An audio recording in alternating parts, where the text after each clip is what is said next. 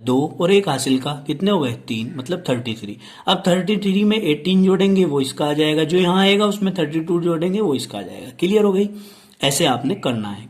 Clear हो जाएगा? समझ गए होंगे सभी विद्यार्थी। अब देखिए इसका करेंगे 1s2 2s2 2p6 coma 3s2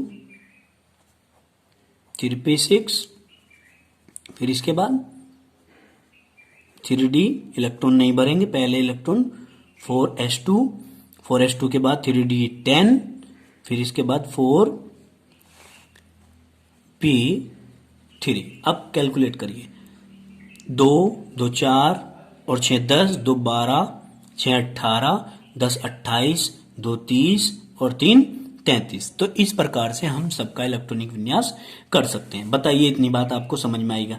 इसी क्रम में आपको इसका इसका इलेक्ट्रॉनिक विन्यास अपने आप करना है, ठीक है, स्वयं करना है। अब देखिए इनका यदि हम जनरल इलेक्ट्रॉनिक कॉन्फ़िगरेशन करें तो 2 को हम क्या मान लेते हैं, n, इसको s2, फिर इसको n, इसको p3।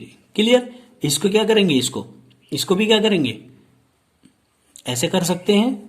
टोटल का इस परिवार का जो जनरल इलेक्ट्रॉनिक विन्यास आएगा वो ns2np3 आएगा। इसमें भी ns2np3 आएगा। n का मान जब n की वैल्यू क्या हो सकती है, 2 3 4 5 6 कुछ भी हो सकती है, एक को छोड़कर, क्योंकि एक वाला n फैमिली में नहीं आएगा। ठीक है, क्लियर हो गई? p फैमिली में 1 का नहीं आता है, 2 से स्टार्ट होता है। ये बात आपको ध्यान रखनी है।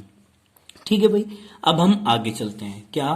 आगे क्या पढ़ते हैं? इलेक्ट्रॉनिक कॉन्फ़िगरेशन क्लियर हुआ, समझ में भी आया होगा उम्मीद करता हूं। आगे चलते हैं। भौतिक अवस्था मतलब फिजिकल स्टेट क्या है?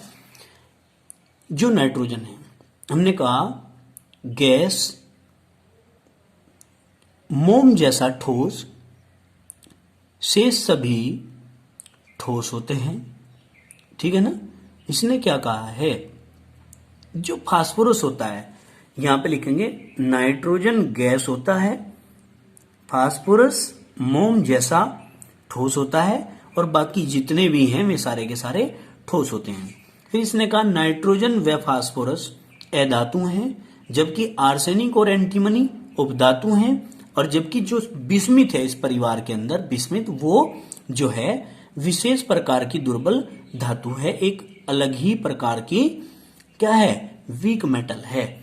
ठीक है ना? अब आगे देखेंगे कवथनांक तथा गलनांक। कवथनांक क्या होता है और गलनांक क्या होता है? भाई वह टेम्परेचर जिस पर कोई भी पदार्थ उबलने लगता है वो उसका कवथनांक होता है। गलनांक क्या होता है? जिस टेम्परेचर पर कोई भी पदार्थ गलने लगता है, ठीक है ना, उसको हम क्या कहते हैं, गलनांक कहते हैं। समझ में आ गई होगी इतनी बात। अब आगे देखिए, इस वर्ग में गलनांक n से as तक बढ़ता है। इस वर्ग में जो गलनांक है वो नाइट्रोजन से आर्सेनिक तक क्या होगा, बढ़ेगा। ठीक है जी, और सिलिकॉन से बिस्मिथ तक घटेगा। ठीक, जबकि कवथनांक नाइट्रोजन से एंटीमनी तक बढ़ेगा तथा बिस्मिथ का घटेगा। पहले क्या कहा हमने, इस वर्ग में नाइट्रोजन से लेकर आर्सेनिक तक तो जो है वो कवथनांक इसका बढ़ता है।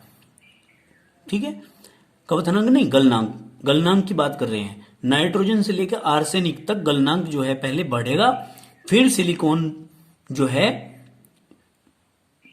एंटीमनी तक, यहां एंटीमनी है, एंटीमनी से, ये सिलिकॉन गलत लिख रखा है यहां पर, ठीक है ना, एंटीमनी से बिस्मिथ तक घटेगा। फिर अगर कवथनांक की बात करें तो वो नाइट्रोजन से लेकर के एंटीमनी तक बढ़ेगा, और बिस्मिथ पर जाएंगे तो ऊपर से नीचे आएंगे तो फिर घटना शुरू हो जाएगा। इतनी बात आप ध्यान रखेंगे। ठीक है, आगे चलते हैं। अब आती है बात घनत्व की। किसकी? घनत्व की। चूंकि अब स्टार्ट हो गया है कक्षा 12 का काम, तो आज हमने चूंकि 4 पेज पढ़े हैं, तो अब तो धीरे धीरे ऐसे ही घटता चला जाएगा, तेजी के साथ चलेंगे धीरे धीरे। ठीक है ना? हमने कहा घनत्व में क्या करना है, डेंसिटी बोलते हैं अंग्रेजी में। वर्ग में नीचे की ओर जाने पर घनत्व बढ़ता जाता है। जैसे जैसे ऊपर से नीचे की ओर जाएंगे वो घनत्व जो है इसका वो बढ़ता चला जाएगा, क्योंकि घनत्व से आप समझते होंगे तात्पर्य होता है भार से, वजन से होता है। तो पहले ऊपर छोटे हैं, नीचे तत्व बड़े होते जा रहे हैं, तो इसका मतलब उनका भार बढ़ता जा रहा है, द्रव्यमान बढ़ता जा रहा है। तो हम कहेंगे द्रव्यमान बढ़ रहा है तो घनत्व भी बढ़ रहा है, क्योंकि घनत्व द्रव्यमान के अनुक्रमानुपाती होता है। तत्व क्या है? तत्व है nitrogen, phosphorus, arsenic, antimony, bismuth. ठीक है, अब घनत्व क्या है? देखिए किस क्रम में आपको बढ़ता हुआ घनत्व दिखाई दे रहा है यहाँ। ठीक है, और जो घनत्व होता है उसको हम ग्राम प्रति सेंटीमीटर की क्यूब में मापते हैं। ठीक है, अब आता है परमाणु त्रिज्या। क्या आता है? परमाणु त्रिज्या। हम कहेंगे वर्ग में परमाणु क्रमांक वृद्धि के साथ साथ परमाणु त्रिज्या भी बढ़ती जाती है। भाई जैसे जैसे परमाणु क्रमांक में वृद्धि होती जाती है वैसे वैसे परमाणु त्रिज्या भी बढ़ती चली जाती है। तत्व है nitrogen, phosphorus, arsenic, antimony, bismuth. परमाणु त्रिज्या क्या है? भाई पहले आकार छोटा था, भाई नाइट्रोजन था, ये है प्लस नाभिक हो गया, ये इसके कोष हो गए। नाइट्रोजन में 2 कोष थी, आगे चले 3 हो गए, आगे चले 4 हो गए। तो एटम की कक्षाएं बढ़ती जा रही हैं, आकार बढ़ता जा रहा है। आकार बढ़ता जा रहा है तो जब आकार बढ़ रहा है तो इसकी ये त्रिज्याएं भी बढ़ती जा रही हैं। क्लियर हो गई बात? ये आपको ध्यान से समझना है। तो हम नाइट्रोजन की क्या कहेंगे? नाइट्रोजन की 0.74 परमाणु त्रिज्या होती है, एंगस्ट्रॉम में इसको मापते हैं। फास्फोरस की 1.10, आर्सेनिक की 1.21, एंटीमनी की 1.41, बिस्मिथ की 1.52 होती है। क्लियर हो गई बात? अब आगे चलते हैं धनायन ऊर्जा। क्या कहेंगे? वर्ग में नीचे की ओर जाने पर आयनन ऊर्जा का मान नाभिक से बाह्य कोश की दूरी बढ़ जाने के कारण घटता जाता है। जैसे जैसे दूरी बढ़ती जाती है तो आयन ऊर्जा का मान घटता चला जाता है।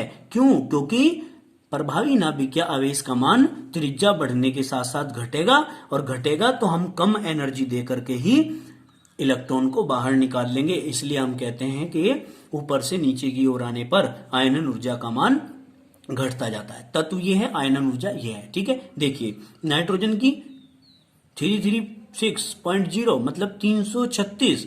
ठीक है, फास्फोरस की 253.9, आर्सेनिक की 231.0, एंटीमनी की क्या 199.1, बिस्मिथ की 184.9। देखिए यहां पर भी इन्होंने मिस्टेक की हुई है, ये आई कैपिटल बना दिया है बहन जी ने, जिनका ये पिछले साल का नोट्स है जिसको बनवाया था विद्यार्थियों को, यहाँ पे आई स्मॉल ही बनाना है। देखो बच्चों, आपको ऐसी गलती नहीं करनी है। क्लियर होगा? अब आगे चलते हैं धात्विक व अधात्विक लक्षण। धात्विक व अधात्विक लक्षण में क्या है? वर्ग में नीचे की ओर आ जाने पर धात्विक लक्षण क्रम से बढ़ता जाता है। क्या होता है? क्रम के अनुसार बढ़ता जाता है। देखिए तत्व, नाइट्रोजन में फास्फोरस अधातु हैं, आर्सेनिक व एंटीमनी उपधातु हैं, और बिस्मिथ धातु है। अब आगे चलते हैं विद्युत ऋणात्मकता। विद्युत ऋणात्मकता क्या होती है? मैंने पहले ही बताया, इलेक्ट्रॉन को अपनी ओर आकर्षित करने का गुण विद्युत ऋणात्मकता होता है। जैसे जैसे वर्ग में ऊपर से नीचे की ओर आते हैं विद्युत ऋणात्मकता का मान घटता चला जाता है। घटेगा क्यों? क्योंकि प्रभावी नाभिकीय आवेश का मान घटेगा। ऊपर से नीचे की ओर आने पर प्रभावी नाभिकीय आवेश का मान घटेगा तो इलेक्ट्रॉन को अपनी ओर आकर्षित करने का गुण भी घटेगा, और जिसको हम विद्युत ऋणात्मकता के नाम से जानते हैं। तो हम क्या कहेंगे? तत्व हमारे nitrogen, phosphorus, arsenic, antimony, bismuth है। यहाँ पर भी इन्होंने यही मिस्टेक की है, बिस्मिथ आई छोटा बनाना है।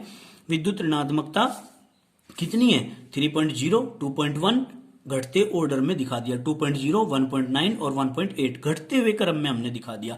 वर्ग में नाइट्रोजन की विद्युत ऋणात्मकता सबसे ज्यादा है। इस वर्ग का जो बहादुर सदस्य है वो नाइट्रोजन है, क्योंकि वो इलेक्ट्रॉन को अपनी ओर खींचने की ताकत सबसे ज्यादा रखता है, इसलिए नाइट्रोजन सबसे अधिक विद्युत ऋणी तत्व है इसमें।